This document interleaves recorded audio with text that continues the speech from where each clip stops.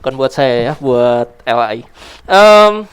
Boleh yang apa namanya? Yang JPEG tadi boleh dikeluarin dulu, yang slide-nya. Sorry, ternyata jadi perlu. So, good morning everyone.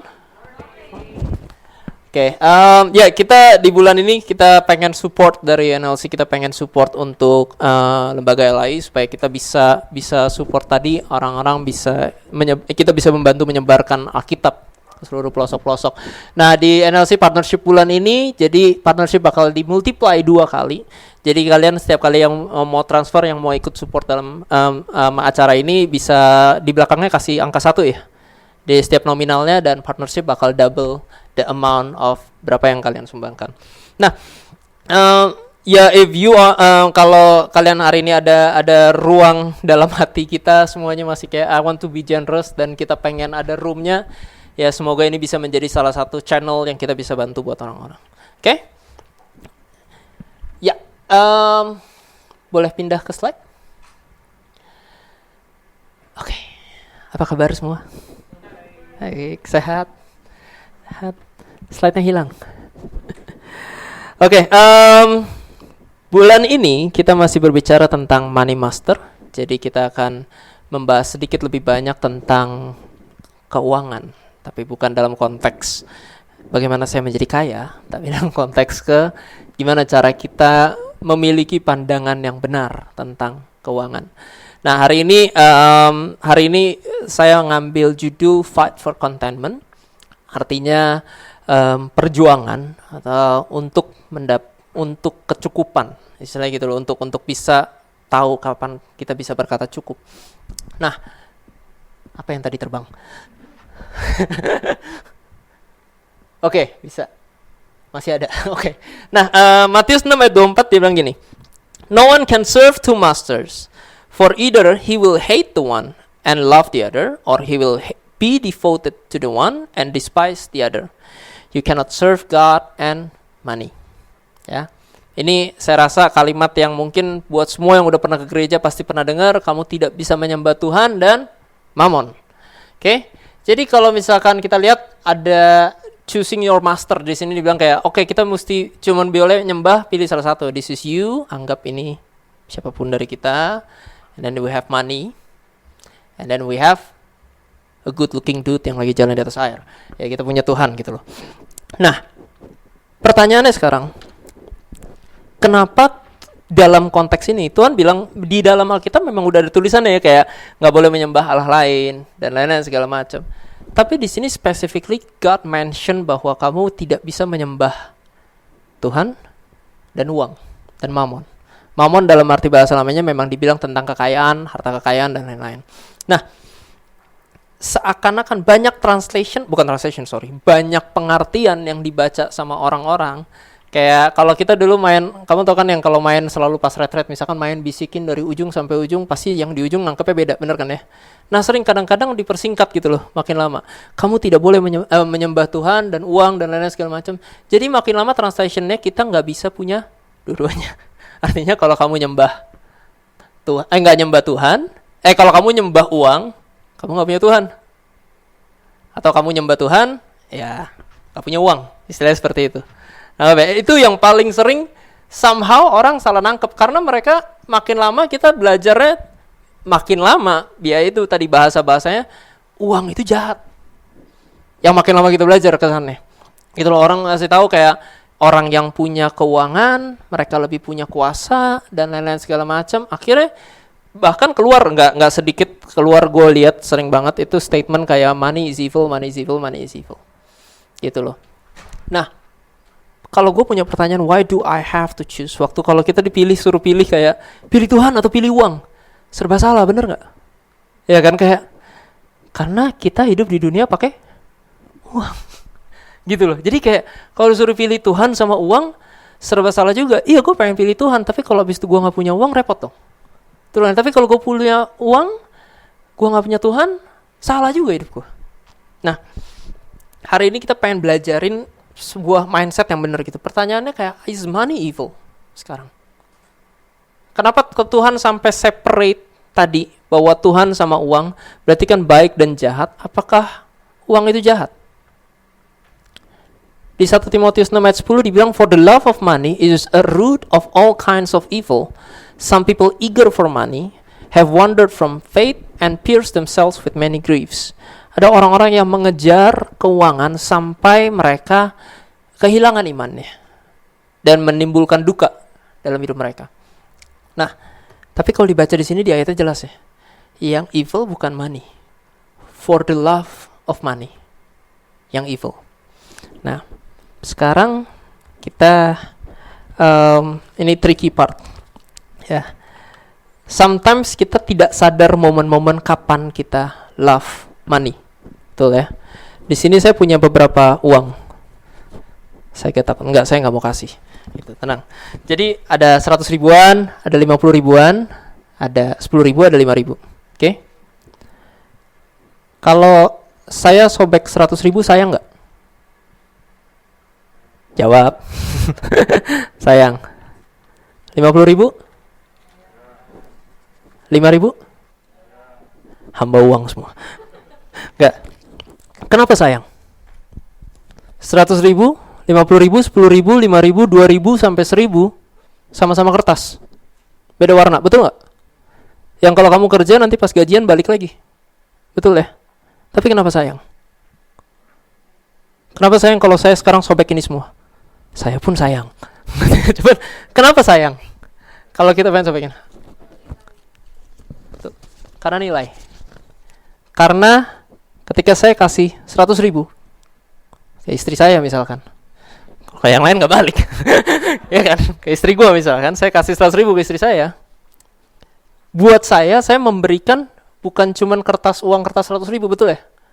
Buat saya memberikan kemampuan untuk beli Starbucks, untuk beli makanan, beli popok kayaknya nggak nyampe 100 ribu. Nggak tahu, dapat nggak? Kayaknya nggak dapat. Dapat ya, dapat. Maaf, biasa istri saya yang beli ya, jadi pakai kartu kredit saya, jadi saya nggak tahu. Saya tetap bayar kok. Nah, cuman gue dihujat nanti setengah ngomongan nggak didengar, ya kan? Saya tetap bayar kok. Nah, cuman apa namanya? Kita kasih bahwa 100 ribu itu bukan cuma nilainya, tapi ada value, betul ya? Ada value yang dikasih ke mereka, yang mereka jadi punya kemampuan untuk membeli sesuatu. 5 ribu buat beberapa orang kayak 5 ribu, buat beberapa orang nilainya berbeda. Buat orang yang sudah punya income puluhan sampai ratusan juta, 5 ribu ya sudahlah. Sobek it's okay. Tapi buat banyak orang 5 ribu itu adalah gue udah bisa beli warteg dan makan siang hari ini keisi. Betul ya? Kayak 5 ribu buat beberapa orang masih mikir 5 ribu itu cuma parkir. Buat beberapa yang lain 5 ribu itu udah penyambung hidup mereka. Jadi yang membuat ini jadi berharga adalah penilaian kita akan ini. Betul ya? Dan akan ada masa-masa di mana ini nilainya akan menjadi berkali-kali lipat. Karena sifatnya sesuai penilaian kita. Nah, maksudnya kayak dulu pas gue kerja pertama sampai sekarang pasti beda pemikirannya. Saya ingat banget my first moment tentang money. Bentar ya, masukin dulu tebaran. Lupa nanti. Ya. Saya ingat banget pas saya diajarin, I thank God my family ngajarin saya cukup bagus tentang keuangan gitu ya. Maksudnya mereka ngajarin dengan sehat gitu. Gimana cara ngeliat uang dan lain-lain. Nah, saya dulu punya prinsip sekali pada saat dari awal saya mulai kerja. Perbedaan karir nih, saya lihat papi mami saya, papa saya tuh karyawan. Kayak dia karyawan di bahkan gue nggak tahu perusahaan apa karena waktu itu gue masih kecil banget, jadi gue nggak tahu. Pokoknya dia kayak karyawan, dia ada sales gitu lah, pekerjaan sebagai kayak sales gitu. My mom is a boss. My mom itu entrepreneur, dia bikin usaha dan lain-lain. Jadi saya melihat gimana papi mami saya bertumbuh dan lain-lain. Saya dari dulu punya prinsip, pokoknya kalau suatu hari saya mau bekerja dimanapun, saya mesti mulai dari bawah. Itu prinsip saya, gitu loh.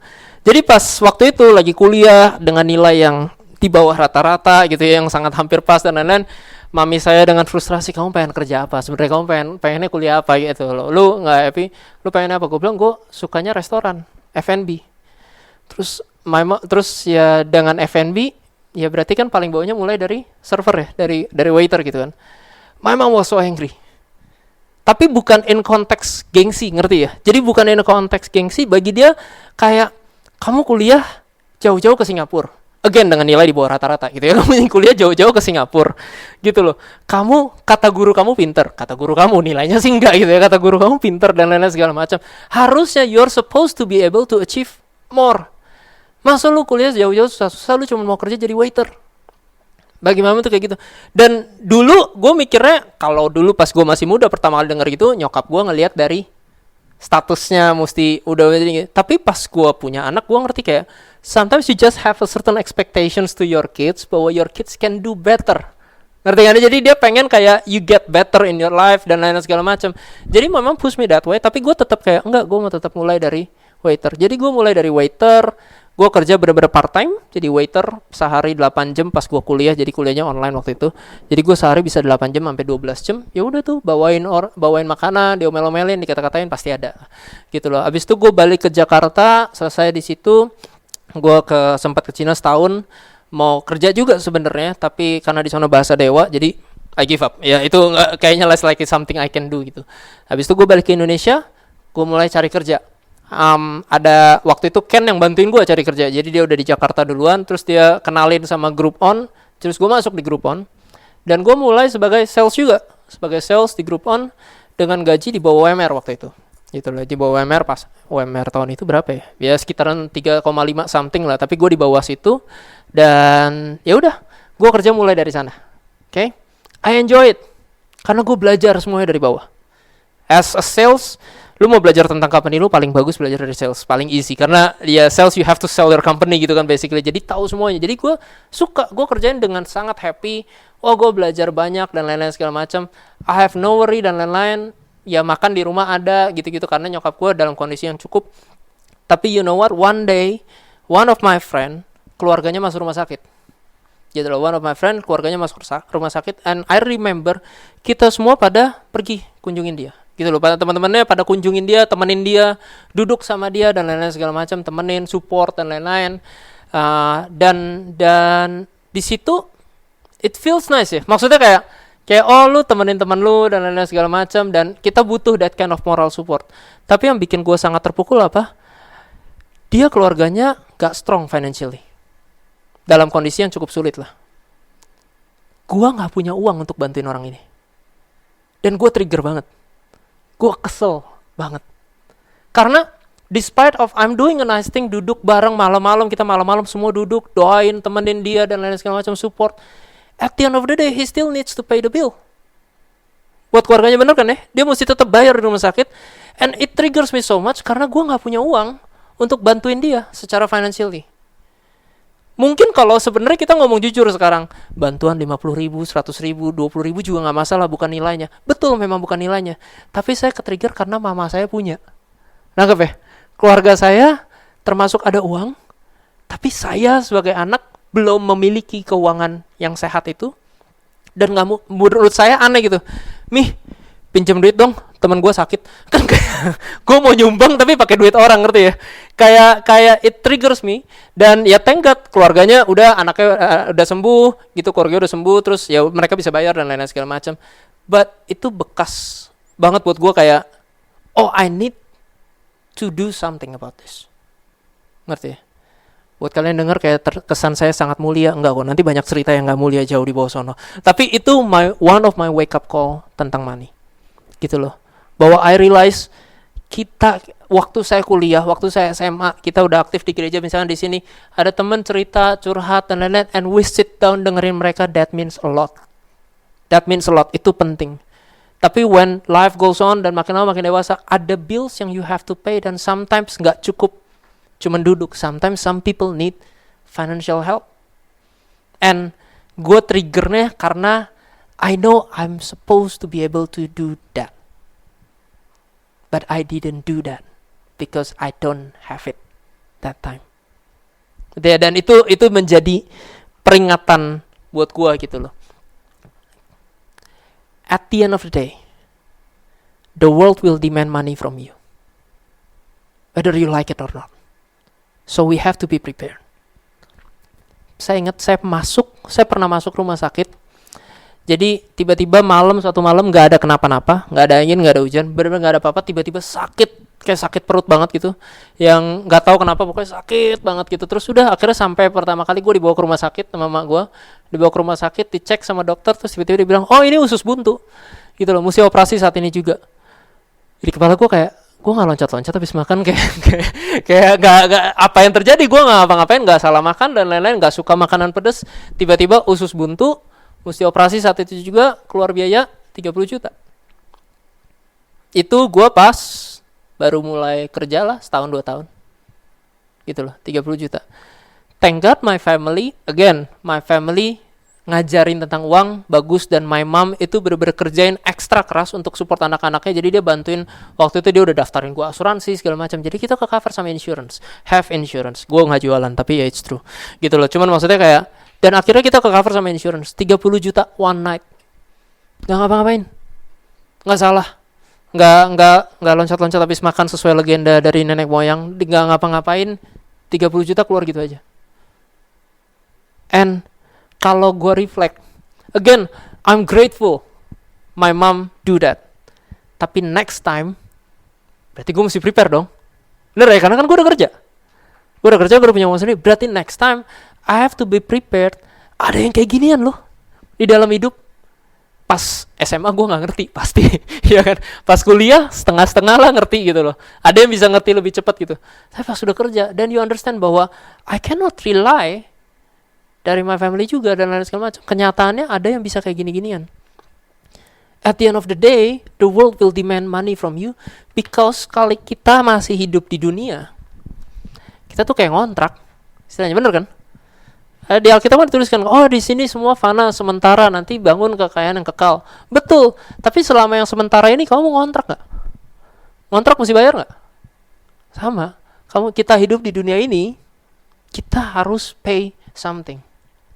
Nah, pay-nya something sometimes bukan berbicara tentang gaya hidup. Ngerti ya? Gaya hidup pemilihan masing-masing. Saya minum kopi Torabika saset cukup, sama saya mesti minum Starbucks. That's your choice. Nggak ada yang salah, nggak ada yang benar. Nggak ada yang bilang orang yang minum Starbucks 60.000 sehari itu adalah orang yang berdosa dan pemborosan. If he has the money, feel free to do so. Kalau dia punya kemampuan yang sehat dalam mengelola uangnya, silahkan lakukan itu. Again, not about the amount. Tapi sometimes ada bills yang memang keluar yang it just happen. Betul kan ya? Sekarang kita orang yang pertama-tama kerja, banyak dari teman-teman gue yang ngalamin, mereka lewat busway, mesti lewat kereta dan lain segala macam. Lewat busway, ngantrinya lama dan lain-lain. One day they dream kayak, oke, gue mesti punya mobil nih buat kendaraan gue sendiri, kayaknya capek deh. Udah cicil beli mobil dan lain segala macam. Udah beli mobil, BBM naik. Ya kan? Mau salahin siapa? Ya udahlah, di Twitter berkoar-koar pemerintah. Emang turun? Kagak kan? Nggak ngefek. Tetap bayar. Dan tetap mesti keluar. Gitu loh. Kita bisa, you know what, kayak sometimes ada 2 cara mengelola uang yang paling simple. Ada 2 basic mindset. Yang pertama adalah kelola pengeluaran kita. Artinya kurangin pengeluaran kita. Option yang kedua adalah tambah pemasukan. Gue selalu bilang harus dua-duanya jalan serentak. Nggak bisa cuma salah satu. Karena lu bisa saving your expense, lu bisa tahan pengeluaran lu supaya itu, tapi itu tuh ada batasnya. Ada minimum living expense, itu pasti udah ada. Kalau punya anak dan lain, lu bisa downgrade terus, tapi at the end of the day kamu pasti perlu makan, kamu pasti perlu rumah, kamu perlu tempat tinggal gitu ya, kamu perlu kendaraan buat expense, kamu perlu pulsa dan lain-lain. Hal sesederhana itu. No matter what, kamu kecilin expense-nya, kamu akan sampai ke titik mentok. That's the paling basic. Gitu loh. Makanya harus rentak dengan penambahan pemasukan gitu loh. Tapi at the end of the day, what I want to remind adalah the world will demand money from you. Nah, waktu the world demand money from you, dan kalau kita punya mentalitas dari nggak punya mentalitas yang benar, kita akan kembali ke the love of money. Karena tujuan saya mengejar uangnya adalah payback. Yang kemarin saya nggak dapet, saya harus kejar supaya saya bisa dapat. Dan tanpa sadar, our focus shifted. Yang dibilang kita harus fokus sama Tuhan, kita jadi fokus sama keuangan. Every single person pasti akan ada wake up moments-nya tentang money. Nah, tapi jangan sampai when you wake up, we rush. untuk dapat ini. Sometimes nggak mesti kasus yang besar, sometimes cuma lihat teman lu di Instagram ya, kayak kemarin Colin sempat share gitu kan. Sekarang dunia sudah begitu gampang gitu. Kalau dulu orang tua ngelihatnya cuma tetangganya kayak gimana keuangannya atau keluarga saudara-saudaranya, kalau sekarang kita lihat di sosial media orang yang kita nggak kenal ngepost jalan-jalan terus, kita kayak enak ya, gitu ya. Mau ke arah sono, mau nggak usah bohong, mau kan? Gitu loh. Kalau lu bisa punya pilihan, bisa jalan-jalan ke Eropa, misalnya sering-sering jalan-jalan ke Eropa, punya keuangan itu, mau nggak? Mau, betul kan ya? Itu menurut gua masih nggak salah untuk mau. Karena kalau lu mau dan lu kerjakan itu nggak masalah. Kalau lu mau dan lu ngedumel doang, tiap hari cuma ngeliatin, enak ya hidup tuh orang, abis itu jadi pahit sendiri. Pasti tuh orang beruntung, kayaknya bapaknya yang kasih. Lah apa? Kayak nggak kenal, nggak tahu siapa-siapa, tiba-tiba udah nambahin cerita-cerita sendiri. Paling dia hoki gara-gara ini, enak dia keluarga ini, gua mah susah. Lah itu udah beda lagi. Mau nggak salah. If you want to achieve that dan lain-lain, kerjakan itu, silakan. As long as you don't complain about it. Itu as long as you work hard about it dan di jalan yang jujur, itu nggak salah. Gue ngobrol sama banyak orang, apa yang lu kejar? Gue pengen kaya. Gue selalu tanya, kaya lu di berapa? What is your standard? Maksudnya standar kaya kamu gimana? Did you put amount to it? Berapa mana? Karena mengejar kaya aja nggak bakal sampai, gitu loh. Kalau we don't put any certain thought, certain goals yang jelas, nggak bakal sampai. Nah, back to this. At the end of the day, the world will demand money from you. Kita harus be prepared. Ya, bukan sekarang yang hari ini kita mau bahas, bukan supaya kita bisa memenuhi keinginan kita semua. Karena keinginan kita pasti makin lama makin nambah. Dulu Avanza oke, makin lama pengen Kijang Innova, makin lama pengen Fox, pengen Alphard dan lain-lain, itu pasti nambah terus. So this is not to fulfill that, tapi kayak yang paling penting adalah so we can fulfill our basic needs, and when the time comes, tiba-tiba ada push yang keuangan yang harusnya kita udah bisa punya the right mentality. So we need to learn how to live in the right principle. The first one is prinsipal yang pertama adalah everything is from God and for God. Semua itu dari Tuhan dan untuk Tuhan. Ayatnya Kolose 3:23 dibilang gini, whatever you do, work at it with all your heart as working for the Lord, not for the human masters. Kerjakan segala sesuatu seperti untuk Tuhan. Semua pernah dengar? Nah, ini ayat standar untuk setiap kali kalian bekerja, selalu kayak ketika kita udah muak dengan pekerjaan kita, kalimatnya kerjakan segala sesuatu untuk Tuhan. Astaga, itu berat sekali. Gitu ya, kadang-kadang punya seperti ini. Tapi gue suka, gue kemarin ngobrol yang minggu lalu kan Colin sharing kan ya. Minggu lalu Colin sharing tentang kayak kita tuh enggak perlu khawatir. Betul kan ya, kita diajarin Tuhan untuk enggak perlu khawatir, burung-burung di udara aja dipelihara. Burung di ladang dipelihara. Gue cerita sama bini gue gitu. Kayak aku pengen sharing tentang ayat itu, tapi di other angle. Terus dia bilang kayak, iya burung-burung di udara dipelihara, bunga-bunga di ladang dipelihara. Tapi kan kita bukan burung. Betul kan? Sebenarnya ada dua angle nih dari satu ini. Satu sisi angle karena kita bukan burung, apakah kita akan dipelihara sama? Tapi satu sisi yang lain adalah kita memang diciptakan bukan seperti burung. Kita diciptakan ada akal budi, ada talenta yang diberikan, ada sesuatu yang bisa dikerjakan. So, kalau lu mau punya ekspektasi, Tuhan jagain aku seperti burung-burung, tapi kita tidak bekerja seperti manusia, tidak melakukan apa yang kita punya sebagai manusia, worth it nggak? Wajar nggak? Itu kayak doa minta Tuhan berkatin ulangan gue lulus, tapi lu nggak belajar selama 1 semester. As simple as that. Betul kan? Itu doa hampir semua teman-teman gue yang bandel di sekolahan termasuk gue gitu. Setiap kali ulangan itu pendoa semua. Tapi nggak ada gunanya. Nilainya nggak beda jauh, 45, 45, 45. Tinggal yang 5 lebih bangga, lu 4 sama-sama merah. Nggak ada gunanya, orang nggak belajar. Ya kan? Nah, sedikit bagian tentang ini, everything is for God and from God. Waktu yang tadi, kalian tahu semua tentang perumpamaan talenta ya? Ada orang yang dikasih 5 talenta, 2 talenta, 1 talenta. Oke? Jadi ada 3 orang, dia dikasih, tuannya mau pergi, ceritanya tuannya mempercayakan talenta itu. Talenta itu di dalam konteksnya memang bag of gold. Jadi it's a money, jadi dipercayakan lah, anggap 5, 1 orang 5, 1 orang 2, 1 orang 1. It's given. Nah, yang 5 ketika tuannya pergi, yang 5 mengerjakan dengan rajin, mengusahakannya, dan jadi 10. Dia menghasilkan 5 lagi profit. Yang 2 mengerjakan dengan rajin, dengan sekuatnya, dan menghasilkan 2 lagi. Dan jadi profit, jadi 4. Yang 1, dia takut, dia pikir ini kecil, dikubur. Jadi nggak dikerjakan. So one day, tuannya balik, yang 5 talenta balik report ke tuannya kan. Hey, saya dikasih 5, saya kerjakan dengan rajin, saya menghasilkan 5, nih I give it back to you. Nah kan itu pemberian tuannya kan, nih I give it back to you including the profits. Dan tuannya bilang, thank you lu hamba yang jujur dan setia, karena itu join me dalam kesenangan tuanmu. Diajak, jadi kayak dibawa masuk lah ke rumah tuannya. Yang 2 juga bilang sama, hey, saya dikasih 2, saya mengerjakan dengan rajin, menghasilkan 2, dan tuannya bilang, kamu hamba yang jujur dan setia, masuklah ke dalam kesenangan rumah tuanmu. Yang 1 bilang, begitu yang 1 report, dia bilang, aku mengenal engkau sebagai tuan yang keras. Dia bilang, lu mengharvest, kita pakai bahasa Indonesia lebih gampang, maaf ya.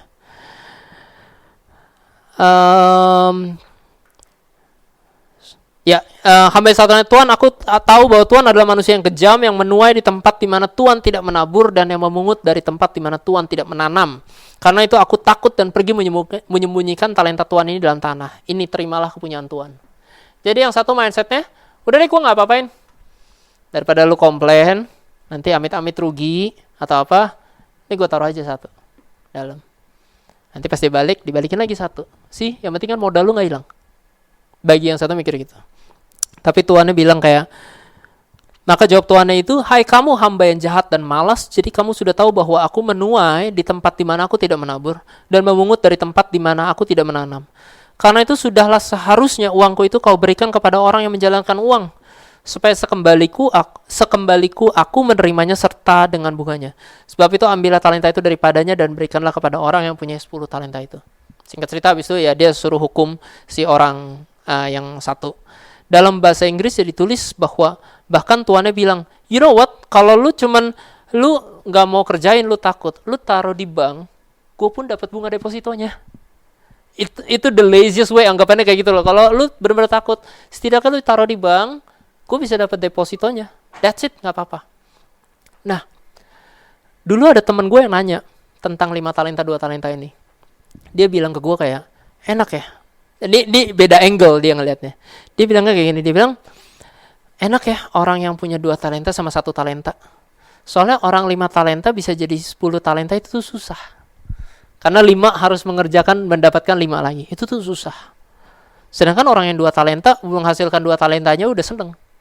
Padahal 2 itu 2 plus 2 masih di bawah 5. Nangkapan ya? Dia melihat dari angle kepandaian, kepintaran. Gitu loh. Orang yang pintar sama kasarnya orang yang bodoh tuh hidupnya lebih gampang.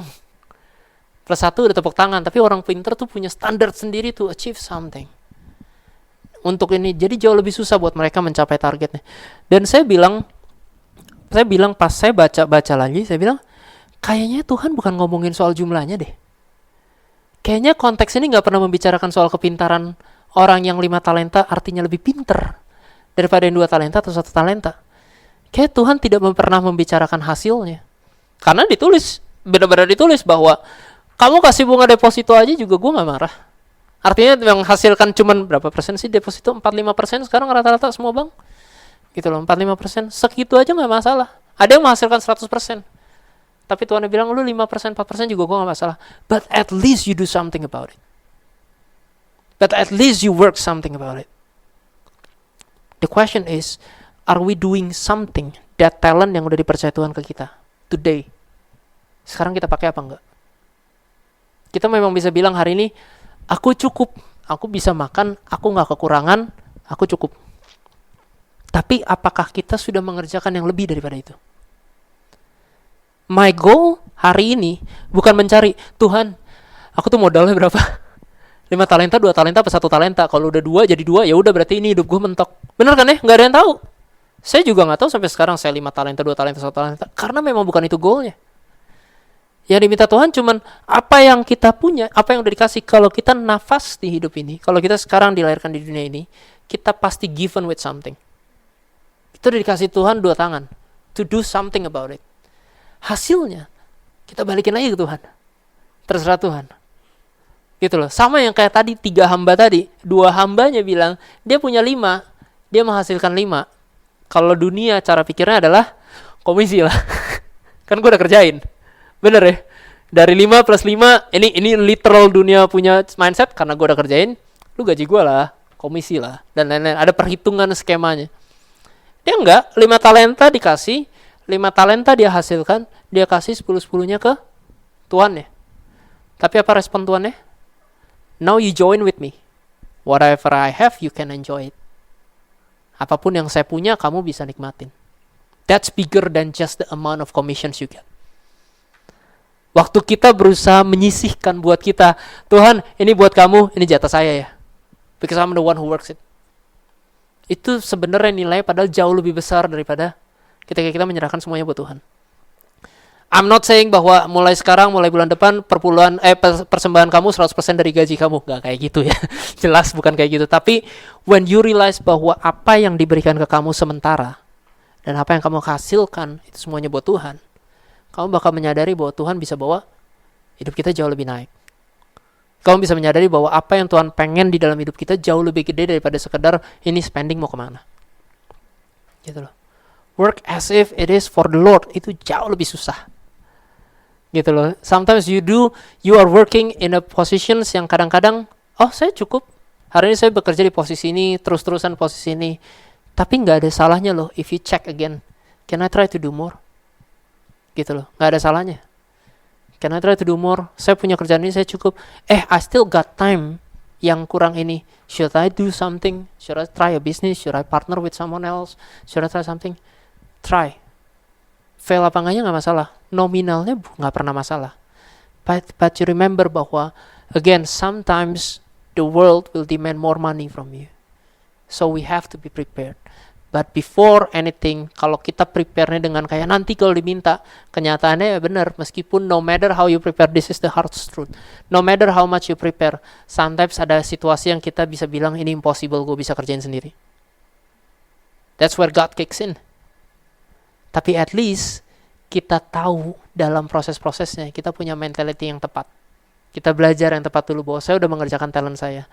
Jangan sampai kita living ini kesannya keren ya. Oh, I'm living day by day with miracles. Kece ya, gila, karunia Tuhan ini kece banget gitu loh, kayak kesannya hidupnya penuh miracles.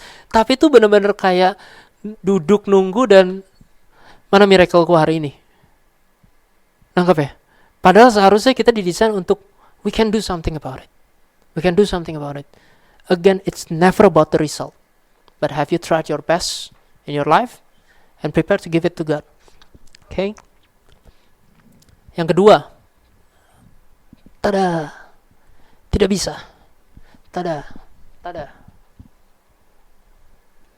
Oke. Kemana sih gue mesti nunjuk? Soalnya.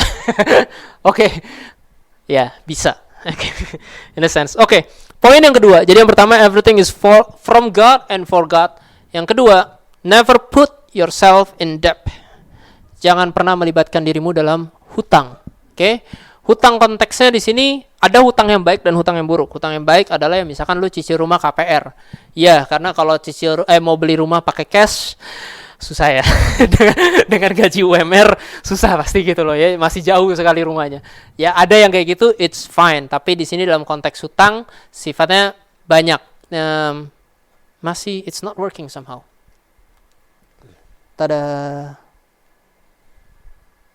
Boleh dipencet aja, Lis?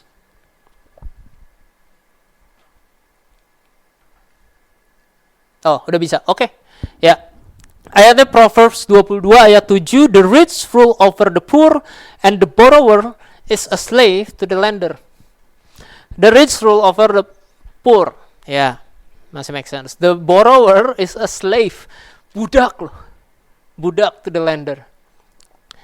Nah, ada satu cerita, ini real story from my family. Jadi hari ini gue banyak cerita tentang keluarga gue, nggak apa-apa ya, maaf ya. Jadi mungkin gue sering cerita, oh my father is an amazing man, dia baik banget dan lain segala macam gitu. My mom juga do manage her money well dan lain segala macam. So My father itu pass away pas gue 14 tahun. Oke, jadi udah cukup lama. Gue masih waktu itu karena lagi masa-masa remaja dan cuek dan lain-lain, so I know nothing about my dad. My dad sering kayak duduk bareng sama gue, ngajak ngobrol dan lain-lain, tapi gue nggak tahu detail tentang dia punya uang nggak dan lain-lain segala macam, pekerjaannya gimana, itu gue nggak tahu gitu loh. Bahkan my father pass away, kayak konteks kalau kita kan kayak ngerti, oh ada warisan dan lain segala macam, gue nggak pernah pusingin seperti itu. Kayaknya gue pernah tanya sama nyokap gue kayak, kita tuh punya warisan dari papi nggak sih kayak waktu kecil, tapi not for the money, just pure asking. Terus nyokap gue kayak, no, yang ternyata malah ada utang. That's something that I just knew that day, bahwa ternyata my father ada utang. Jadi ternyata dulu banget sebelum menikah sama nyokap gue, dia pernah mau coba bisnis. Dan untuk coba bisnisnya dia pinjam uang dari orang yang gue nggak kenal juga, orangnya yang literally nggak pernah masuk di keluarga gue gitu ya. Dia pernah pinjam dari uang dari orang itu dari zaman dulu, dan ya udah terus ya untuk bisnisnya, tapi bisnisnya fail dan lain-lain. Tapi never heard about it. 14 tahun gue nggak pernah sekalipun dengar tentang ada utang dan lain-lain. Tiba-tiba benar-benar pas bokap gue meninggal, orang yang pinjemin uang itu contact my family, contact my mom. Dia contact emak gue dan bilang, ini ya cuma mau ngomong sih, jadi suami kamu tuh ada utang gitu-gitu segala macam bla bla bla. FYI, dalam pas bokap gue meninggal, yang datang mengunjungi dan turut berduka cita itu tons of it, banyak banget orangnya gitu loh, hundreds. Dan di situ gue ngeliat, oh bokap gue orang yang hebat dan dipercaya sama orang, baik banget. Tapi yang langsung ngejar utang, untungnya sebenarnya nggak banyak, jadi utangnya tuh kecil banget dari nominal zaman dulu gitu ya, utang kecil. Terus ya udah si orangnya telepon nyokap gue baru sebulan, dalam kurun waktu sebulan setelah bokap gue meninggal. Dia bilang, iya suami kamu ada utang gini segala macam. Dan nyokap gue karena ya masih sedih, masih kayak rada hun-hun gitu, dia kayak bayarin gitu sedikit, bayarin kayak utangnya gitu loh. Oh ya udah ini buat bayar, tanda bayar. Tiba-tiba seminggu apa 2 minggu kemudian orangnya balik lagi dengan pengacara tuntut keluarga gua. Jadi nama enci gua semuanya, dan tokonya nyokap gua, which is sumber penghasilannya, toko nyokap gua, toko bajunya itu jadi jaminan, dituntut gede-gedean langsung. Jadi yang nominalnya kayaknya kalau gua nggak salah sekitar 50 juta pertamanya, tapi dibalon-balonin karena ada inflasi bla bla bla, bisa total bisa 600 jutaan gitu loh. Jadi nggak tahu what magic dia kerjain gitu. Dan lu tahu pas nyokap gue kayak akhirnya ke pengacara gitu kan, coba tanya pengacara dan lain. FYI ini benar-benar kasusnya sebulan setelah bokap gue meninggal.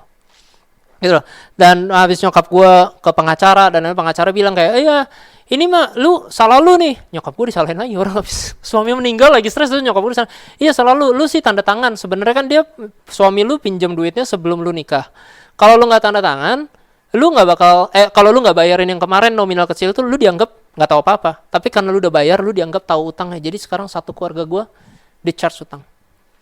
Dan itu proses perhutangan itu berjalan, baru selesai clear itu sekitar 2 atau 3 tahun yang lalu. That's how long it is. 2-3 tahun yang lalu. Orangnya dicari cara sampai kita somehow nggak bisa. Gue tanya nyokap gue, Mih kita bisa bayar nggak? We actually can pay. Tapi orangnya lari terus nggak mau dibayar. Karena apa yang dia tuntut, toko kita lebih gede lagi nominalnya gitu loh. Jadi dia mencari cara, pokoknya ditahan-tahan terus, dimain-mainin pengacara dan lain-lain segala macam. Jadi apa yang senilai 50 juta di zaman dulu itu, atau berapa puluh juta doang, nggak doang sih, bagi gue itu masih gede. 50 juta itu bisa jadi ratusan, dan tuntutannya ke keluarga gue semuanya. Dari hutang. Ya makanya kalau orang lihat kayak, oh nyokap lu mah punya, lu nggak tahu yang pressure yang pada saat dari my father pass away, dan dia mesti handle itu semua sendiri. Karena ya of course gue 14 tahun, enci gue yang kedua masih SMA, enci gue yang pertama barely lagi kuliah, baru mau lulus, no income. Gitu loh. Waktu kita lihat kayak waktu di situations kayak tadi, I think that sebenarnya my mom already learn about money. Dia tahu, dia push herself sampai bisa provide that. Makanya pas ditanya sebenarnya bisa bayar nggak? Bisa bayar, tapi benar-benar orangnya lari terus saja. Dan sampai benar-benar 3 tahun lalu baru selesai loh. Gue sekarang 32, how many years? 10 years plus untuk nyampe ke tahap selesai gitu loh. Itu saking prosesnya kayak gitu. Jadi kayak never put yourself in debt. Waktu kayak tadi, waktu kita tahu when the world demand us money, at some points, waktu kita nggak punya, what's the next things you can do? You still have to pay. Then you ask for debt, right? Pasti ada yang pinjemin. Bagus kalau ada orang yang pinjemin dengan cuma-cuma nih, nggak apa-apa pakai aja, Tuhan berkati. Tapi sometimes nggak selalu ada opportunity itu, bener kan ya? Dan bahkan it grows more. This is even sadder. Ini yang lebih sedihnya. Kalau kita have to be kayak kepepet banget dan jadi pinjem karena situasi yang mendesak sampai pinjem minta darat dan lain-lain, itu benar-benar gue nggak sedikit dengar cerita seperti itu. Itu kayak oke, kita masih ngerti dan kita coba work for supaya bisa selesaiin debt-nya. Tapi banyak nggak yang took a debt just for a living lifestyle? Karena saya ngeliat Instagram mereka seperti itu, saya harus seperti itu. Karena saya sudah terbiasa spend 5 juta, 10 juta per bulan untuk my living expense. Jadi ketika penghasilan saya 2 juta, saya akan pinjam 8 juta dari teman saya yang lain supaya I can maintain my lifestyle. Dan daripada ini, sadly gue mesti ngomong ini karena it's the truth. Gue banyak sekali ketemu teman gue yang pinjam. Dia boleh pinjam gak 3 juta? Dan segala macam. Pas dia pinjam 2 juta, bilangnya buat apa? Nggak berapa lama dia beli tas. Gue kayak kayak what gitu loh. Dan itu bukan cuma cerita-cerita mitos, it's real. Bahwa di zaman sekarang berapa banyak orang yang tidak mengerti dan mereka berpikir demi saya dapetin itu sekarang, saya beli dulu sekarang, tapi put yourself in debt. Gitu loh. Ini pun pelajaran buat saya soal cicilan lah. Misalkan cicilan paling kecil, beli handphone bisa sekarang. Cicil, bisa expense. Tapi you know what, when I put that, meskipun saya bisa bayar dan lain-lain, I'm missing out. Ada sesuatu misalkan, ada teman ngajakin ini, I don't have any cash. Ya sih saya nggak ngutang, tapi I don't save. Jadi sama aja nggak bagusnya. Gitu loh. Nah di situ, this is very important. Never put yourself in debt. How do you counter this? How you prepare yourself? Number one, it is the most important part, is create a written budget. Bikin budget bulanan. Ini secara terus terang saya dan istri saya masih sangat belajar soal ini. Kadang-kadang tiap bulan kita kira-kira bulan ini bisa nabung berapa ya. Terus akhir bulan nggak nyampe kita tabung. Terus kita mulai inget-inget gitu. Keluar habis duitnya di mana ya? Gitu loh. Dan ya kadang-kadang keluar kayak gitu. When you create a written budget, John C. Maxwell bilang kayak gini, a budget is people telling their money what to do instead of wondering where it went. Itu gue suka banget. Waktu lu set a budget, lu kasih tahu bahwa income gue bulan ini akan kemana dulu. Makanya kadang-kadang ada agak sedikit lucu kalau gue, misalkan kita ngomong tentang perpuluhan, gue belum bisa perpuluhan. Tunggu nanti terakhirnya sisa berapa. Lu, budget tuh set up di awal dulu. Gitu loh, itu basic paling pertama. Jadi ketika di ayatnya ada, dibilangnya sebenarnya kayak, nggak ada kan orang yang mau bangun bangunan, mereka nggak mempersiapkan cost-nya. Karena kalau mereka nggak perhitungin, di tengah-tengah jalan, ayatnya nggak persis kalimat ini, cuman maksudnya di tengah-tengah jalan dia berhenti, dia akan diridicule sama orang karena dia nggak punya better plannings on how to finish it. Sama, you want a certain goal in your life, you need to write your budget. Kita mesti persiapin kemana uang saya mau saya lariin. Kalau enggak ya kita mikir-mikir kemana, jangan-jangan cuman ke kostum, jangan-jangan cuman ke game. Bukan cuman, saya penting game, saya suka main game, cuman jangan-jangan we spend more in a game yang dimana kita can do something else tanpa sadar dan kita cuma nyari-nyari berkas-berkasnya di mana. Okay. Ayat 16, Lukas 16 ayat 11 gini, if then you have not been faithful in the unrighteous wealth, who will entrust you to the true riches? Kalau minggu lalu kita belajar kayak bahwa semua yang ada di dunia ini fana dan sementara.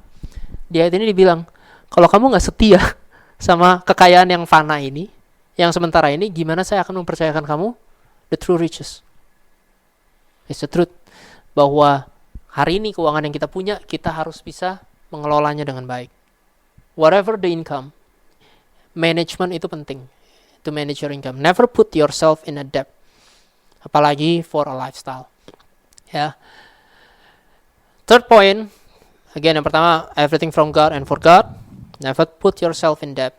Poin ketiga, prinsip yang ketiga adalah invest to bless. Build the right habit or system, not just the goals. Amsal 21:20 bilang kayak gini. baca tentang firman Tuhan tentang money itu super banyak ayatnya. Jadi bisa lihat-lihat sendiri. The wise store up choice food and olive oil, but fools gulp theirs down. The wise stores up choice food and olive oil. Bukan food only loh. Choice food. Makanan pilihan. Artinya orang yang bijak, mereka bahkan bisa menyimpan dalam rumahnya his wealth dengan baik. Makanya di sini dijelaskan bukan cuma just any kind of foods. It's a choice foods, artinya mereka bisa pilih, they can select it. Nah, my bad. Hari ini, saya kayak ingat kemarin, pas ini baru kejadiannya dua minggu yang lalu. Kalau tadi teman-teman kan udah denger kayak, oh gue waktu itu wake up call tentang money-nya karena gue ngeliat teman gue yang gak bisa, terus gue gak bisa bantu financially. Jadi gue jadi terkejar, jadi termotivasi, oke gue harus punya uang untuk bisa support lah financially independent lah. Gue sendiri bisa support teman gue secara financially dengan independent. Dan kita pasti pernah dengar kan, dulu pernah ada bilang money is evil, terus dijelasin bukan money-nya yang is evil, the love of money is evil. Oke, money just amplifies your character. Ada yang pernah dengar kalimat itu? Benar kan ya? Money just amplifies your character. Kalau yang baik bakal semakin baik. Yang jahat punya uang makin jahat. Itu kalimat itu. Motivasi gue waktu cari uang pertama baik gak? Seharusnya saya mulia dong sekarang. Bener gak? This is real story, ini memalukan, ini downhill-nya. Gue kemarin di CP abis ceritanya Yoyo mesti balikin mobil ke CP, jadi ya udah gue yang balikin ke sono, terus gue mau pulang naik Gojek gitu loh. Mau pulang naik Grab, terus ya udah pas gue lagi nunggu Grab ada ibu-ibu gitu datang, ibu-ibu pakai apa segala macam, ya udah datang gitu, terus dengan nada yang memelas, nak saya mau balik ke Ciledug gitu loh segala macam, nggak ada ongkos dan lain-lain, nada memelas. Ini sorry banget tuh saya, dan ini memalukan, tapi di kepala gue jawabannya bohong nih kayaknya nih ibu. Ngerti kayak you know, lu denger story terlalu banyak tentang orang-orang yang minta-minta di tengah jalan dan datengin lu kayak nak saya minta 50, saya minta duit gitu. kayak iya saya minta duit, saya mau balik pulang nggak ada ongkos, dan di kepala gue langsung kayak bohong kayaknya nih ibu. Jadi respons gue karena menghadapi ibu-ibu yang kayaknya bohong adalah gue bohong juga, goblok ya. Ini sorry banget gitu loh, tapi kayak bener-bener gue bilang, aduh bu sorry banget saya lagi nggak ada cash di dompet. Terus yaudah ibunya balik badan dan jalan dengan penuh kekecewaan. Ini nyebelinnya, lu nyebelin deh lama-lama jadi Kristen dan kenal Tuhan tuh nyebelin kadang-kadang, karena Tuhan abis itu ingetin ayatnya. Literally benar-benar setelah ibu itu jalan, tiba-tiba Tuhan ingetin, lu ada ayat yang bilang ya makanya menyumbang kapan gua nggak nyumbang ke orang miskin kapan gua nggak beri lu pakaian Tuhan dan lain segala macam. Dan Tuhan bilang kayak kalau lu nggak kasih saudara-saudara gua ini yang nggak punya pakaian, yang miskin ini lu nggak bantu mereka, lu sama aja nggak melayani gua. Gua keinget tuh sentences. Akhirnya gue kejar tuh ibu. Ini ibu bodoh sekali. Akhirnya gue kejar tuh ibu, terus gue kasih goban. Itu loh, karena ada 100.000 di dompet gue. Jadi hina kan, gue literally first response adalah bohong. Terus gue kasih 50.000. Terus yaudah ibunya kayak bilang, iya semoga nanti kamu makin diberkati, kamu makin sukses gitu-gitu segala macam. Mana money amplifies karakter? Ngerti ya? My initial wanting for money karena good notes tuh untuk support teman gue. Tapi kalau benar money amplifies my karakter, harusnya hari ini saya menjadi orang yang mulia, yang dermawan. Yoyo tiap kali pergi makan, kita pulang pergi makan, ada tukang asinan mangga, dia paling berbelas kasihan. Aku nggak bisa lihat mukanya, dibeli asinan mangga tiap kali. Gue trigger gitu, ngapain? Lu juga nggak makan segala macam. Loh, berarti ada apa yang salah? Money is not amplifying your characters only. Karena selama kamu bertumbuh, hidup, your habit changes. Kalau kamu bilang karakter itu bukan cuma satu kali situasi dan kamu bisa mikir itu dan itu menjadi seterusnya akan seperti itu. No, your habit changes. Makin lama berubah, cara kita pandang, cara kita bereaksi, cara kita ini. Masalahnya, kenapa saya bisa kemarin melakukan kesalahan bodoh seperti itu? Untuk kayak begitu ada orang minta, kayaknya bohong. Tapi kalau orang physical disabilities, gue kayak, masa dia bohong? Kayak memang nggak bisa lah gitu loh. Kayak patahin tangan biar bisa disumbang, kan nggak mungkin gitu loh ya. Tapi kayak ya ketika gue kayak gitu karena gue ngedengar cerita orang lah, ngelihat yang paling kadang-kadang gue susah tergerak, ini personal speaking gitu, susah tergerak ketika anak kecil datang ke mobil minta-minta nempelin muka di kaca sambil tepuk tangan. Gue kayak kasih nggak ya, kasih nggak ya, gitu loh, macam dan masih kayak gitu. Karena kenapa? I don't build a habit untuk actively helping other people. I don't build a habit actively loh. Beda ya. Karena selama ini gue kayak, oke, I'm building my habit, gue cari kerja, cari uang dan lain-lain segala macam. Kalau ada yang minta, gue bisa bantuin. Kalau ada yang minta, mungkin beberapa bisa lah gitu, gue bisa bantuin. Seiring dengan berapa persen dari yang gue punya. Tapi gue nggak build the active givingnya. Gue nggak build the active habitnya. Akhirnya apa? Pada saat the moment of test, hilang. Meskipun ya at the end of the day, gue kejar dan gue kasih. Tapi kayak, masa gue mesti diingetin gitu terus sama Tuhan? Bener kan? Setiap masa seharusnya itu? We already built it. Kalau kita udah build the right system, beda banget. Why I say invest to bless. Gue seharusnya belajar again dari orang tua gue sendiri. This is how crazy my mom and dad is. Mak gue sama bapak gue, dulu pas awal gue lahir, katanya, iyalah, mana gue tahu. Pas katanya gue awal lahir, kita dulu pertama tinggal di Glodok. Di rukonya nyokap gue. Jadi Glodok itu kayak rukonya keluarga bapak gue. Terus nyokap gue kerja di sono. Jadi kita sekeluarga tinggalnya di sono. Literally anak Cina pasar itu the literal world keluarga kita tuh kayak gitu. Dan kita tinggal di sono. Mulai pindah ke rumah gue yang lama di Jalan Mangga juga. Terus rumah itu udah mulai tuh, ceritanya udah mulai ada komsel di sono dan lain-lain. Terus pas gue umur 14 tahun itu, ceritanya kita pindah ke rumah gue yang sekarang. Jadi nyokap gue sebagai arsitek sendiri gitu ya, dia yang gambar apa segala macam, dia mau bangunan ini segala macam. You know what? Bahkan pada saat membangun rumah yang baru buat kita tinggal aja, dia sudah set, oh ini ruangan buat komsel, ini buat nanti orang-orang kalau pada mau datang dan lain-lain segala macam. She put that habit sampai ke sana. Ngerti ya? Ada teman gue yang pernah datang, my mom is very different from me gitu loh. Kalau gue kayak kalau gue mau beli lampu misalkan gitu ya, gue mau beli lampu, yang di depan mata gue yang gue lihat bagus itu yang gue mau beli. Simple. Gue waktu itu ingat pergi sama Ken nggak ada di sini, sorry bukan bergosip ya, kalau dia denger ya udah. Gue pergi sama Ken karena gue satu kuliah bareng kan. Ken orangnya lebih money conscious gitu kan. Jadi yang ini yang gue mau, si Ken bisa jalan sampai di ujung ke IKEA gitu ya, jalan sampai di ujung, ini aja diskon 10%. Gue udah kayak, gue sih malas jalan ke ujung itu buat nyari yang diskon gitu 10%. Jadi gue udah mikir, kayak gila cipe banget nih orang, ini zaman dulu ya. Cipe banget nih orang 10%. Nyokap gue bisa jalan lebih jauh lagi. Terus bilang, yang ini diskon 20%. Itu kan, mau ngatain juga gak bisa emak gue sendiri gitu ya. Tapi my mom tuh bener-bener orang yang kayak, aduh ngejaga banget duit dan lain-lain. Sekalipun satu orang pinjam duit, dia gak pernah tolak. Siapapun yang butuh pinjaman dan lain-lain, kapanpun dia perlu bantuan, she's willing to help. Sampai hari ini satu keluarga, hampir semuanya, nyokap gue yang sering bayarin kuliah saudaranya, anaknya, cicinya dia punya anak, bayarin kelas finance-nya, dia mau ambil ujian tes finance berapa puluh juta, itu nyokap gue yang bantuin support dan lain-lain segala macam. Pegawai-pegawai dia yang udah kerja 15 sampai 20 tahun, rata-rata pegawai yang kerja sama nyokap gue itu 10 tahun ke atas. Itu mereka udah pada punya rumah di kampung, anaknya dibantuin kuliah sama nyokap gue, dan lain-lain. Dan gue gak pernah lihat nyokap gue kekurangan. Ngerti ya? Pas bokap gue meninggal, we worried that, biasa kita berpikirnya man adalah the support of the house, rumah, keuangan, di sini segala macam. My mom malah dia kuliahin 3 anaknya keluar negeri semuanya bisa. Meskipun satu bukan dengan hasil yang bagus. Cuman dia kuliahin 3 anaknya keluar negeri. Semua anaknya jadi maksudnya bisa kerja dan jalan lancar gitu loh. Keuangannya gak kurang. Sampai hari ini dia masih support papi maminya sekarang ya popo gue berarti. All the payments rumah sakit dan lain-lain segala macam.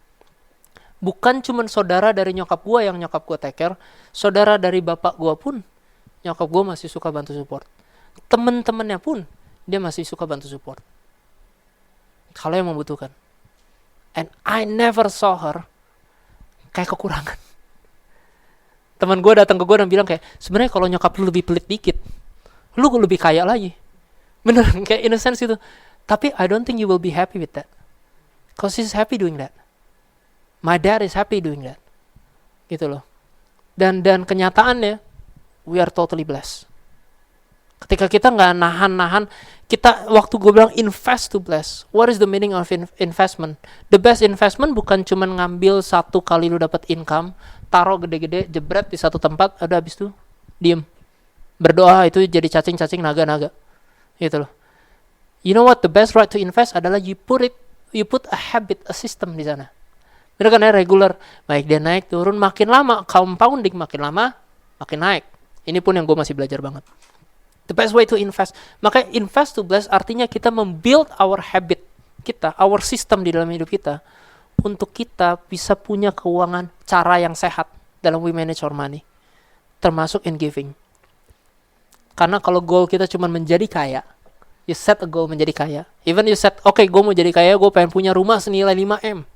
Sounds good. Tapi you bakal pursue nyampe sono. Dan ketika lu bilang, nanti kalau gue udah punya rumah 5M, gue pasti bisa bantuin banyak orang. Believe me, you won't do that. Karena pas habis punya rumah 5M, lu akan ngelihat orang yang punya rumah 10M, gue masih kurang. Gue harus bekerja sebanyak dia. Tapi when you build your system, tanpa sadar, your life will go up, makin lama makin belajar, and you'll do better. Gue, makanya no matter what, gue ngelihat bapak gue, dua karakter yang sangat berbeda. Tapi in terms of giving, dua-duanya sama. Bukan orang yang kayak bilang kayak, oh dia mah lebih gampang, dia lebih money conscious dan lain-lain. Living a good life needs money. Okay? Living a good life in context in the world. Rumah bagus, mobil mewah, dan lain-lain. Living a good life needs money. Tapi living a righteous life, you don't need money for that. Menjadi orang benar tuh gak perlu duit. Beda ya? Okay. And the final one, to seek contentment. Reminder pertama, semua dari Tuhan dan untuk Tuhan. Yang kedua, jangan pernah berhutang, baik kepada sesama, terutama berhutang for your lifestyle. That's the worst, jangan ke sana. Yang ketiga, invest to bless. Learn your new habits. Untuk belajar memberi, untuk belajar menaruh, punya keuangan yang sehat. Yang terakhir, seek contentment. Ayatnya dibilang gini, agak kecil ya, maaf ya. Filipi 4 ayat 10-12. I rejoice greatly in the Lord that at last you renewed your concern for me. Indeed, you were concerned, but you had no opportunity to show it. I am not saying this because I am in need, for I have learned to be content whatever the circumstances. For I have learned to be content whatever the circumstances. Ayat 11 ya tadi. Ayat 12. I know what it is to be in need, and I know what it is to have plenty. I have learned the secret of being content in any and every situations, whether well-fed or hungry, whether living in plenty or in want. Aku sudah belajar, Paulus bilang, aku sudah belajar the secret how to be content in everything. Dalam good points, dalam keadaan kenyang, dalam keadaan kelaparan, susah senang, saya belajar untuk bisa bilang content, saya belajar bisa bilang cukup. Saya ingat banget pas saya tanya papi saya, kita kaya gak Pi? Pertanyaan anak kecil ya. Pi, kita punya uang gak sih? Kita kaya? Dan jawaban bapak gue, kita cukup. And I learn to understand cukup tuh gimana gitu loh. Kayak cukup adalah makan pagi di warteg dan makan pagi di Tony Roma sama-sama makan. Ngerti ya, kayak makan di mana segala macam. At the end of the day, that's you are fulfilled. Lu cukup, keuangan kita nggak perlu pinjem untuk our daily life dan kita bisa kasih orang banyak. You know what? We're enough. Gitu loh. Seek contentment berbicara tentang how we should learn how to be grateful in any kind of situations. Kalau tadi kita balik, money sama dengan value yang kita beli ya di dunia ini. Jadi kalau kita translate itu money sama dengan earthly value. Jadi yang berbahaya adalah love of, kalau dibilang love of money berarti love of earthly things, love of earthly value. Kenapa Tuhan bilang lu cuma boleh menyembah satu, Tuhan atau Mamon? Itu sama dengan gue bilang kayak Tuhan, lu cuma boleh, lu mau menyembah Tuhan atau menyembah dunia sekarang. Karena money rules over the world. Jadi pertanyaannya, apakah lu mau menyembah Tuhan atau menyembah dunia? Nah, belajar untuk memanage uang, karena money is just a tool for us. Tapi when we know kita mesti lihatnya Tuhan, fokus sama Tuhan, itu baru kita bisa ngerti namanya hidup konten seperti apa. Satu yang gue belajar kayak gini. Ada things that money can't buy, yaitu memories. Of course, when you have money, you have better memories. Sounds kayak gitu kesannya ya. Kayak when you have a good life, you have better memories. Tapi kenyataannya, no. Waktu pas bapak gue meninggal 14 tahun, till today, I still remember vividly ajaran-ajaran bokap gue. Dan kemana aja bokap gue ngomong apa, jokesnya apa, kadang-kadang gue masih inget banyak sekali ceritanya. Maaf, bini gue pernah tanya gitu, kok lu bisa hebat juga ya, maksudnya lu 14 tahun. Gue orang yang sangat pelupa loh, 5 menit, 2 kemarin ngomong apa juga gue udah lupa kadang-kadang gitu loh. Gue orang yang sangat pelupa, tapi bini gue bilang, kayak kok lu bisa inget ya, lu sama bokap lu 14 tahun, tapi lu masih bisa inget apa yang bokap lu ajarin sampai sekarang. Masih inget cerita-ceritanya. Why? Karena he spends time with me. Dia ngajak gue duduk bareng, dia pergi sama gue one on one, ngobrol sama gue, dan lain-lain. So gue have connections, good connections, and good memories about him. Dan itu inget sampai sekarang. Ngerti ya? You can work, and you can earn something. Tapi kalau you don't build the relationship with your surroundings, itu semua bakal gak ada yang keikat. Kalau kita fokusnya on money, kayak tadi earthly things, fokus sama sesuatu yang fana, life tuh moves on, bener kan ya? Makin lama semuanya makin mahal, inflasi, bla bla bla segala macam, dan lo akan fokus kejar itu terus, tapi nggak building any memories, nggak building apa-apa. Tapi kalau lo fokus, kita fokus ke Tuhan, yang Tuhan selalu ajarkan adalah mengasihi sesamamu. Waktu kamu praktekkan mengasihi sesamamu, you are actually sitting down with them and building memories. Sama, gue punya keluarga sekarang, punya anak, punya istri. Kalau gue, mentality gue adalah gue mesti work to provide for them, supaya keluarga gue gak kekurangan. That sounds good ya, gitu loh. Supaya keluarga gue kekurangan, jangan sampai berhutang. Tapi gue ayah, gue mesti jadi kepala keluarga, gue mesti provide that comfort level buat bini gue, supaya bini gue gak susah, supaya anak gue gak susah. I need to work hard, tapi I forgot to spend time with them. Gak ada gunanya. Karena one day anak gue bisa lebih berhasil daripada gue nanti. Uang bisa dicari, tapi memorinya kan udah lewat. Betul ya, masa-masanya udah lewat. Makanya I thank you banget sama Yoyo. Yoyo tuh sering kayak, sekarang gue lagi main gitu, ya dia bisa kayak, Han, Eden lucu. Kayak iya, kayak besok juga masih lucu, mestinya nggak berubah gitu loh. Dan gue dipanggil untuk lihat dan lain segala macam. Dan ya karena saya tidak mau berantem, ya saya datang gitu. Saya datang, bantuin main bentar. Tapi it's creating memories, gitu loh. Dan it's very important. Nah hari ini you can create memories, you can create. Kalau kita belajar dibilang seeking contentment, itu harus the secret of seeking contentment. The secret of contentment itu sesimpel bahwa lu harus be grateful with everything. How can you be grateful kalau you ignore everything? Benar kan ya? Yeah, we have to spend time so we can be grateful about it. Kita tahu, kita duduk bareng, kita lihat, gitu loh.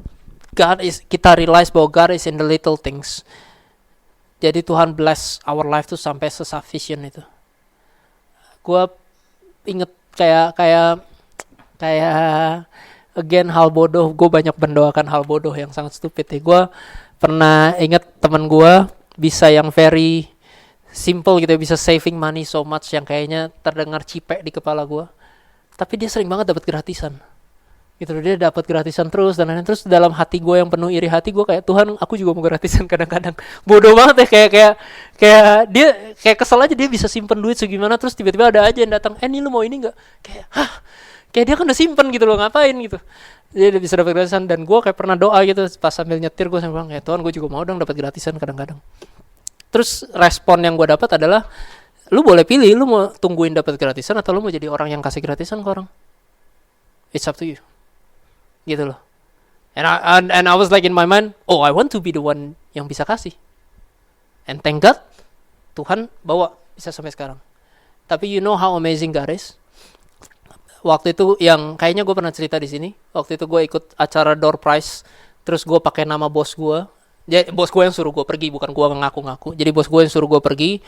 Ya udah gue pakai mengaku sebagai nama dia, duduk, terus pas lagi pembagian door prize itu waktu itu iPhone 11 yang paling baru, bla bla bla gitu-gitu segala macam.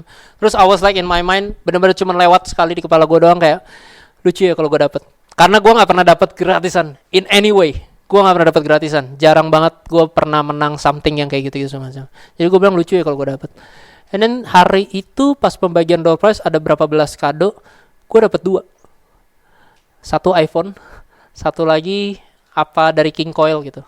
Dan emang yang sponsor King Coil, jadi hadiah yang nominalnya gede. Dan gue dipanggil 2 kali, pakai nama bos gue gitu loh. Tapi gue maju. Itu bodoh gitu loh maksud gue, kayak karena kan kadonya juga gue nggak pegang, bukan buat gue balikin lagi ke bos gue. Tapi little prayer kayak gitu yang cerek, yang nggak ada nilainya aja Tuhan dengerin loh. And it doesn't get any material benefits for me, nggak dapat sama sekali. Tapi I just know going home that day gue cuma jadi ingat kayak, oh Tuhan tuh dengerin loh, sebodoh-bodoh ini aja Tuhan tuh ada buat dengerin. Gitu loh. Jadi kayak God is in every little things in our life.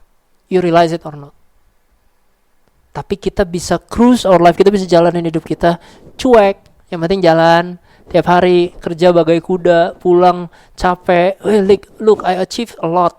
Sounds like you achieve a lot, but kalau lu nggak build any relationship, nggak ada yang attach, it's gonna be gone. 2 tahun lagi apa yang dulunya sukses bisa hilang. Berapa banyak company sekarang yang tiba-tiba udah mulai masuk ke tahap mereka mesti cut down orang, yang di-deem sebagai sukses, di-invest berapa besar, dan ada teman-teman yang jadi kehilangan pekerjaan. Things can happen that way. You can be unlucky. The world can demand that things. We need to learn how to be grateful in every little things. How to be content in every little things. Gitu loh. Ya, boleh aku undang tim Praise and Worship?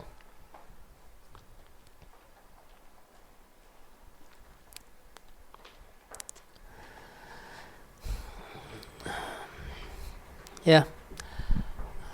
Saya ingat sekali, jadi pas saya belajar ini semua gitu ya, belajar sambil saya siapin ini, gue merasa gue tuh wake up call buat gue sendiri banyak gitu. Gue ngobrol sama Yoyo gitu ya, I thought I'm doing better, tapi I'm not doing good enough, ngerti ya, kayak it's better than before, tapi I'm not preparing my income dan lain-lain well enough. Do you know, I still worried sometimes. Kayak gue bisa ngobrol sama Yoyo gitu ya, even though gue punya income sudah jauh lebih bagus daripada sejak pertama gue fresh grad, pasti ya gue punya income jauh lebih sehat. Tapi tiba-tiba akhir bulan gue sering ngomong ke Yoyo, you know what Han, kalau kamu mau jadi housewife misalnya gitu ya, kamu mau jadi housewife di rumah, kamu gak mau kerja lagi, it's fine, kita masih cukup kok, kita masih cukup, masih bisa gitu loh. Terus Yoyo bilang kayak, tapi lu ingat gak, lu kadang-kadang bisa sering kepikiran, aduh kita bulan ini lagi mepet nih, lagi tight dan lain-lain segala macam. And I realize I did say that. Gue kadang-kadang worry.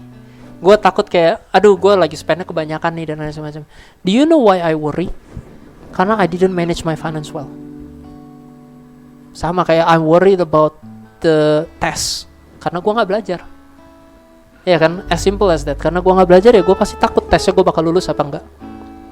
Tapi kalau lu belajar, lu udah build the habits from today onwards, you won't be worried when the test comes.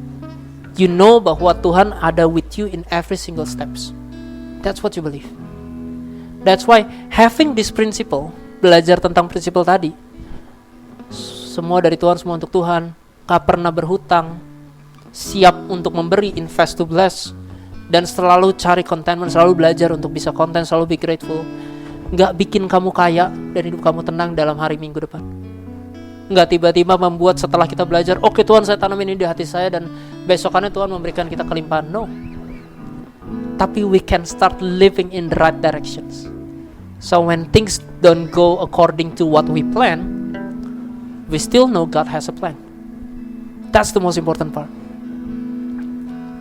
So, boleh aku undang semua untuk bangkit berdiri? Yeah. In today's prayer and sermon, what I hope is this. Again, please remember, it's never about the money. It's never about the amount of how you achieve atau life seperti apa yang kau mau. At the end of the day, the questions will be, are you happy with your life or not? Are you content with your life or not? Because when you achieve contentment, kalau kamu bisa belajar untuk mencukupkan diri kamu dalam setiap situasi, you know your life is in the right directions. That's the goal today. So, in today, I want all of us, gitu ya, Bisa nanti setelah dari hari ini gitu, kita pulang, spend time with your family, spend time with your friends, spend time in this church. Datang ke sini setiap minggu, tapi not choosing to making memories, sama aja. It's just a normal activity. It's just cuman activity hari Minggu. Tapi spend some time, build memories. That's where you know did you learn something or not. Can you practice what you learn apa enggak? Ada nggak yang kita salah? Spend some time. Spend some time with your family, no matter how grown up you are. Dimana sekarang keluarga, aduh nggak nyambung dan lain-lain. But sometimes you have to sit down dan dengerin cerita orang tua lu, or cerita just an update to your family. Be grateful, whatever the situations. Yeah, and you realize when you just learn how to be grateful, how God is good. Yeah, it's gonna be beautiful. It's gonna be great in your life. Okay? I hope we all learn something. Let's worship. All my life you have been faithful.